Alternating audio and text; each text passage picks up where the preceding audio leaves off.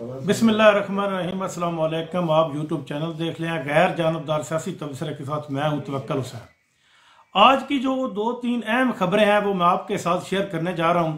सबसे पहले मैं आपको बताता चलूं कि नून लीग जो है वो इलेक्शन से हर सूरत फरार चाहती है।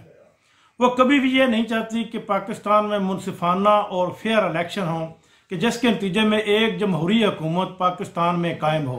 उसकी वजह यह है कि जिस 1.5 साल में जो जुल्म उन्होंने पाकिस्तान और पाकिस्तान की अवाम के साथ किया है वो पाकिस्तान की अवाम अब समझ चुकी है। पाकिस्तान की अवाम ये जानती है कि ये महंगाई, बेरोज़गारी, नाइंसाफ़ी, इस सब के पीछे जो ये स्टिक होल्डर्स अहम जमातें थी जिनमें एक पीपल्स पार्टी और एक नून लीग, इनकी हाथ है। आसिफ जरदारी ने तो अपनी पार्टी ख़त्म कर दिया। वो जब से बेनज़ीर फौत हुई है उसके बाद से उसने पार्टी को होल्ड किया और होल्ड करने के बाद एक दफ़ा ये पार्टी वज़ारत उज़्मा के अहदे तक पहुंची, लेकिन उसके बाद मुसलसल पार्टी का ग्राफ गिरता गया। आज 15 साल लगातार सिंध में हुकूमत करने के बाद पीपल्स पार्टी का ये हाल है कि सिंध में अगर उसको सूबाई असम्बली का भी इलेक्शन जीतना हो तो वह बगैर धांधली के नहीं जीत सकती। बलदियाती इलेक्शन जीतना हो तो वो भी नहीं जीत सकती। लेकिन दूसरी तरफ आ जाते हैं तरीके इंसाफ की तरफ। जो इलेक्शन कमीशन ने वोटर लिस्टें तैयार की हैं, इसके मुताबिक इस वक्त मौजूदा पाकिस्तान में तकरीबन 5,66,00,000 के करीब ऐसे वोटर्स हैं जिनकी उम्रें 18 साल से लेकर 35 साल तक है। और ये जो वोटर्स है ये तकरीबन 94% इमरान खान का वोटर है।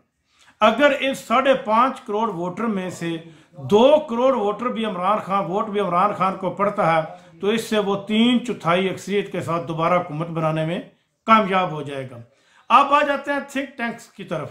पाकिस्तान का जो मौजूदा थिंक टैंक है वो सोच रहे हैं, उन्होंने ये अंदिया दे दिया है कि तरीके इंसाफ और इमरान खान के बगैर अगर इलेक्शन कराए जाते हैं पाकिस्तान में तो ये इलेक्शन नामुकम्मल होंगे। इस इलेक्शन को कोई भी नहीं मानेगा क्योंकि सबसे बड़ी पार्टी इस वक्त पाकिस्तान की जो है वो तरीके इंसाफ है। अगर तरीके इंसाफ को ही इलेक्शन से आउट कर दिया जाता है तो ये कौन मानेगा कि इस मुल्क में फेयर, मुनसिफाना और गैर जानबदाराना इलेक्शन हुआ? ये किसी सूरत भी कोई नहीं मानेगा। इसलिए तरीके इंसाफ का और इमरान खान का इलेक्शन में होना ज़रूरी है। मुस्लिम लीग नून की जो बी टीम बनी हुई है इस वक्त सोशल मीडिया पे उस पर ऊपर बड़ा होल्ड है। उन्होंने एक लेटर जारी किया हुआ है कि ये इमरान खान ने एक बताते खुद लेटर लिखा है कि जिसमें वो कह रहे हैं कि मेरा मुआहदा हो गया है और मैं बैरून मुल्क जा रहा हूँ। ये सारा झूठ है। इमरान खान, पहली बात तो ये है कि इमरान खान उर्दू में लेटर लिखते ही नहीं।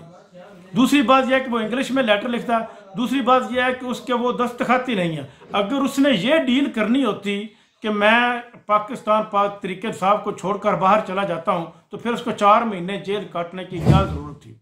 4 महीने तक मुसलसल वो जेल में, ऐसी जेल में रहा जिसमें ऊपर से छत टपक रही है, पानी टपक रहा है, गर्मी पड़ रही है, पंखे में उसको दिए गए हैं, एसी के बगैर वो एक चटाई पर लेटा हुआ, लेकिन वो वक्त गुजार रहा है।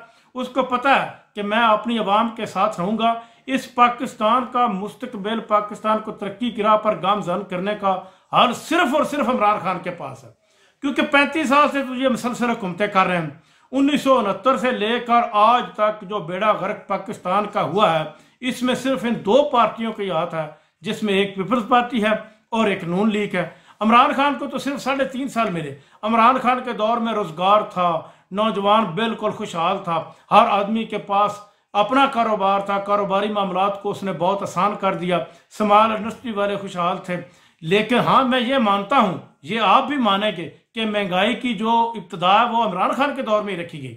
महंगाई की जड़ इसी दौर, लेकिन इमरान खान ने अगर महंगाई की जड़ रखी थी, इब्तदा रखी थी, तो उसने इस वजह से रखी थी कि जब मैं टैक्स इकट्ठा करूंगा और टैक्स इकट्ठा करने के बाद इसी कौम के ऊपर लगाऊंगा और पाकिस्तान को तरक्की की राह पर गामजन करूंगा। इमरान का कप्तान जब अमेरिका में अक़वाम मुत्तहिदा में भी खिताब करने के लिए जाता था तो लोगों, बड़े बड़े लोग, बड़े बड़े आला ओहदेदार, बड़े बड़े मुल्कों के वज़ीर आज़म उनके साथ सेल्फी लेते थे। आज हमारा एक नाकाम तरीन वज़ीर आज़म जिसको आप निगरान वज़ीर आज़म कहते हैं, वो खुद जाकर दूसरे लोगों के जो वज़ीर आज़म उनके साथ सेल्फी लेने के लिए वो तैयार बैठा। ये तरीके इंसाफ को डेंट नहीं पड़ेगा। इससे तरीके इंसाफ की मकबूलियत में और इजाफा होगा और तरीके इंसाफ पाकिस्तान की वाहिद जमात बनकर उभरेगी। इलेक्शन तो होने ही है। इलेक्शन से भागना मौजूदा हुकूमत या स्टेक होल्डर्स या पाकिस्तान की साबका जो हुकूमतें हैं इनके लिए नामुमकिन हो चुका है, क्योंकि अगर इलेक्शन से भागते हैं तो IMF इनको अगली किस्त भी नहीं देगा। IMF की भी शर्त है कि इलेक्शन करवाने, दोस्त मुबारक भी ये कह रहे हैं कि इलेक्शन कराए जाए, चाइना भी ये कह रहा है कि इलेक्शन हो, इवन कि अमेरिका खुद कहता है कि पाकिस्तान में मुनसिफाना और गैर जानबदाराना इलेक्शन होने चाहिए।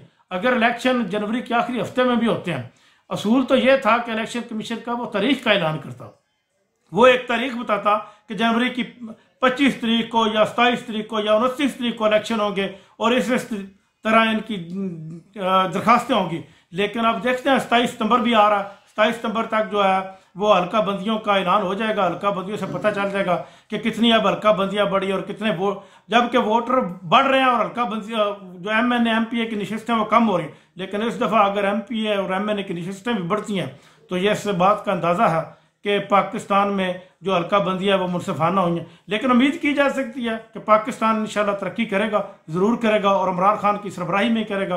पाकिस्तान तरीके इंसाफ ही पाकिस्तान को तरक्की की राह पर गामजन करेगी और स्टेज तक लेकर जाएगी कि तरक्की याफ्ता ममालिक की सफ में खड़ा कर दिया जाएगा। अब तक के लिए इतना ही, अपना ख्याल रखिएगा।